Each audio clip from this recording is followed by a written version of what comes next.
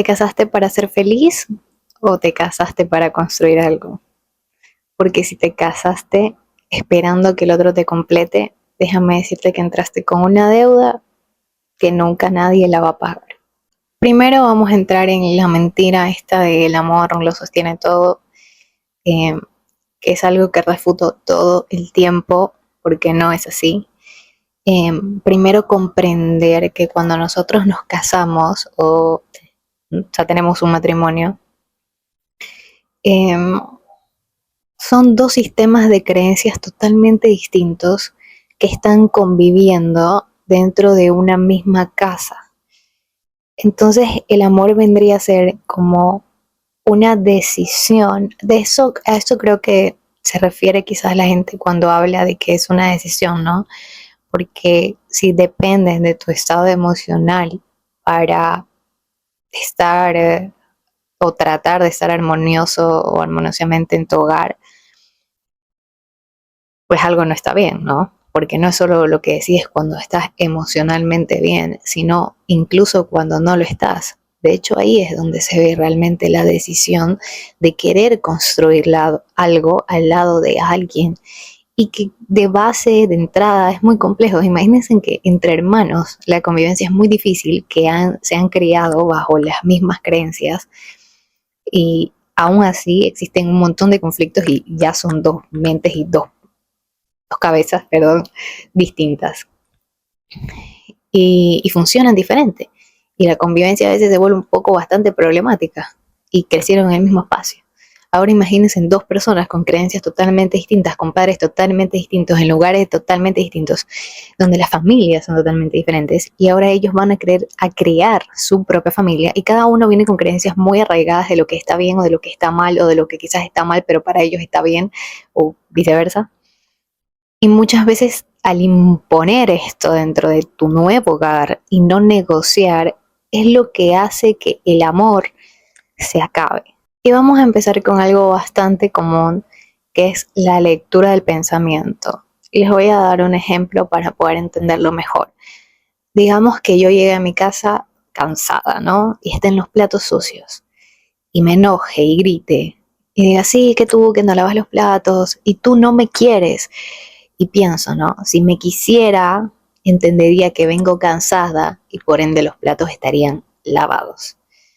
Pero en terapia cognitivo-conductual hablamos de lo que no se pide, no se puede reclamar.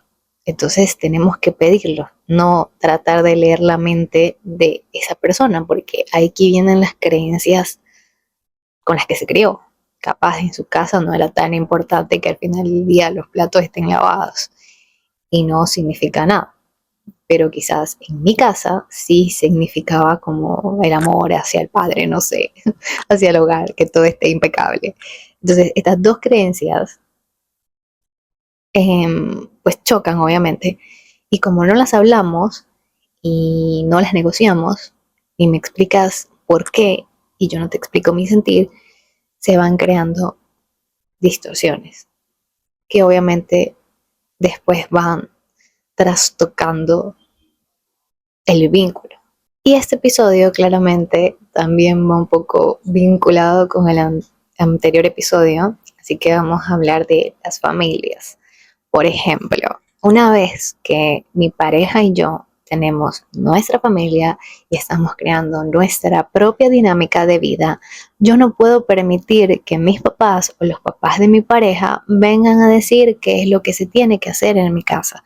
O si yo me peleo con mi esposo o él se pelea conmigo y les vamos a contar a nuestros papás, nosotros no estamos viviendo un matrimonio, estaríamos teniendo una triangulación y más todavía porque serían mi padre, su padre y todo el mundo ahí metido.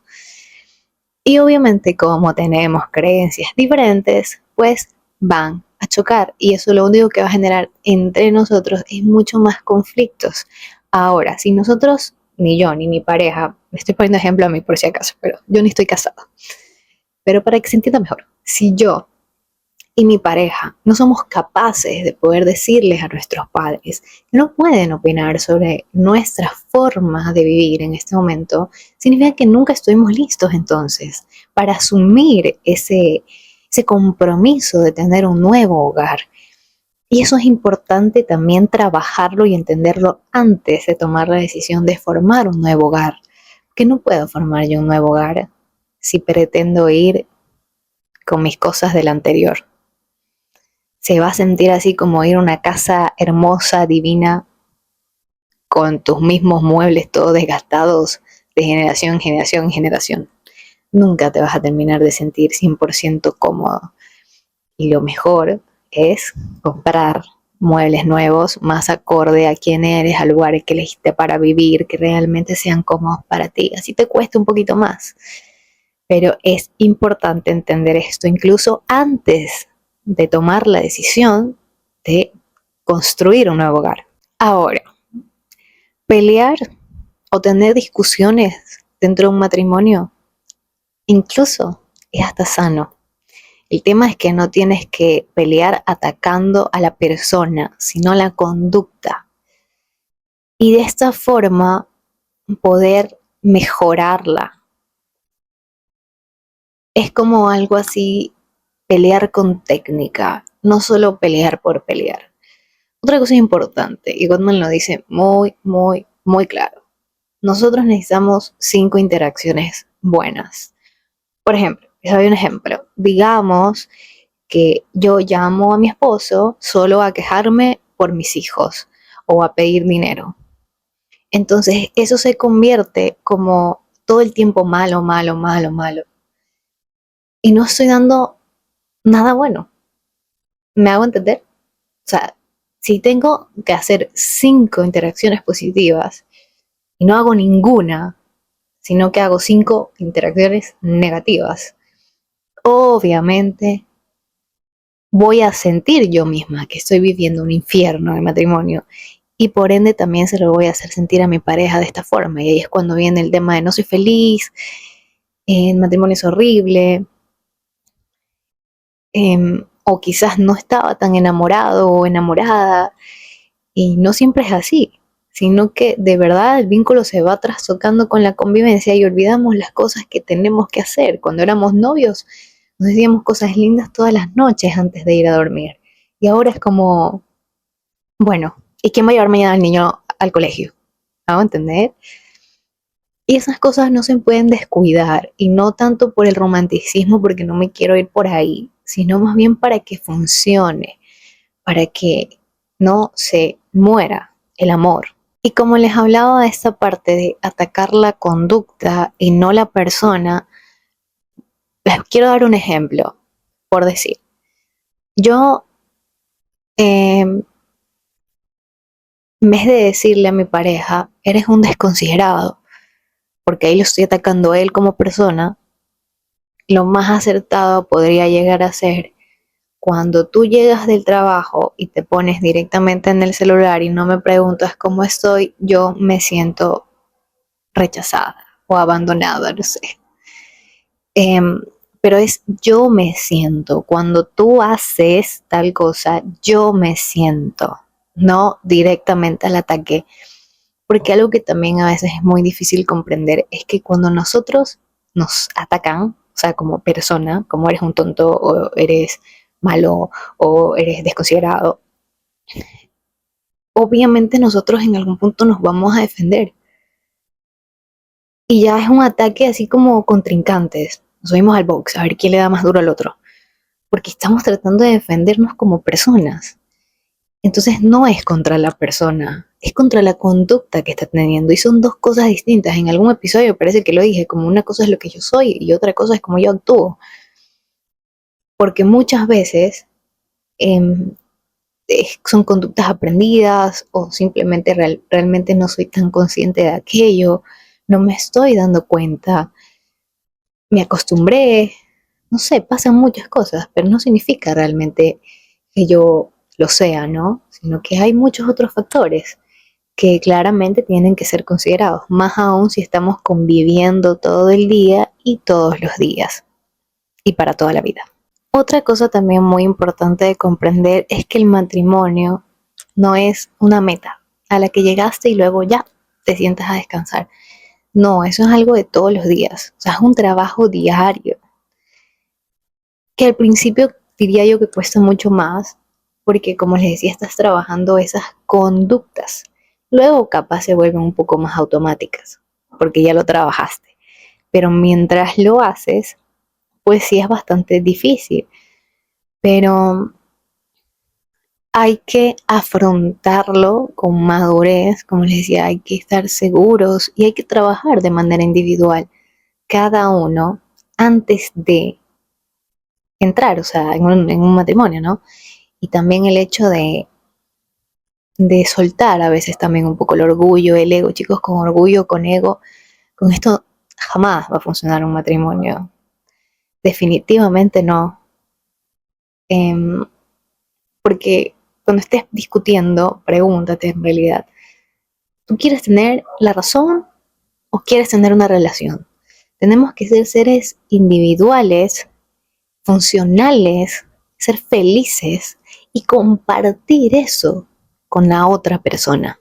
Pero no ir llenos de conflictos y basura, esperar a que el otro te entienda, porque muchas veces probablemente no te va a entender, sino que se va a subir a defender sus ideas.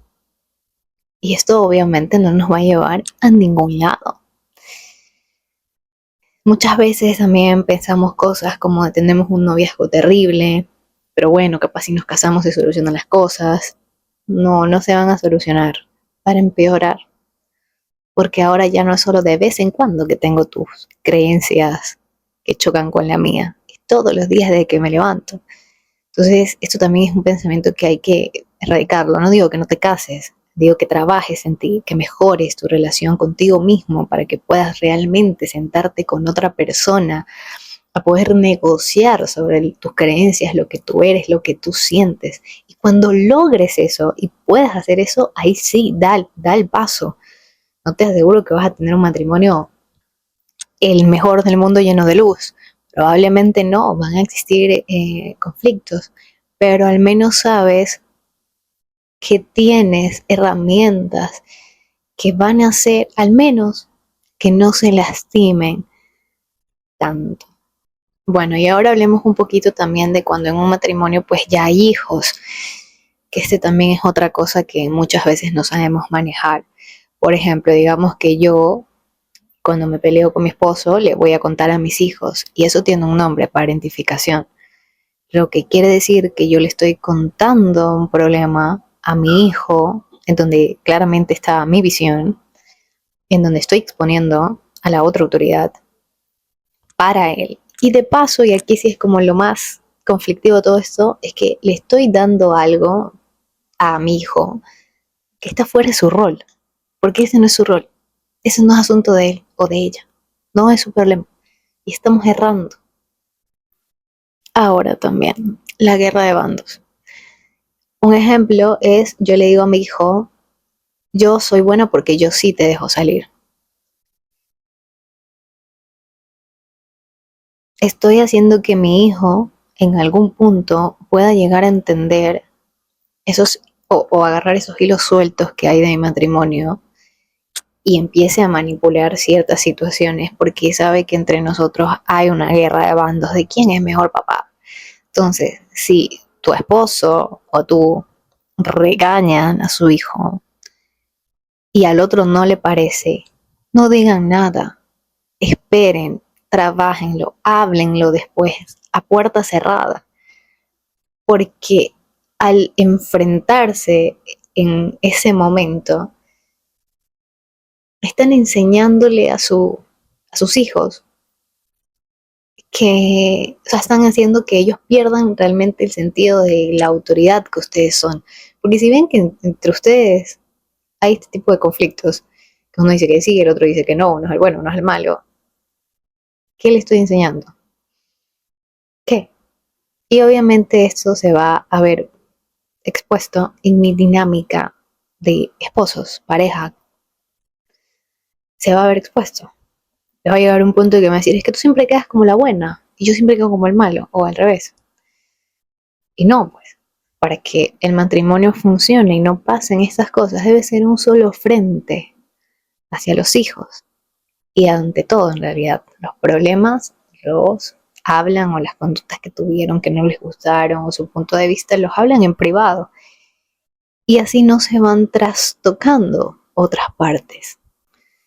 Y creo que para ir cerrando este episodio, también a veces es importante entender que los hijos crecen y que tenemos que trabajar, o sea, tenemos que ser pareja y no solamente padres, porque de lo contrario, cuando ellos se van, cuando el nido queda vacío, vamos a sentir que estamos frente a frente con un extraño.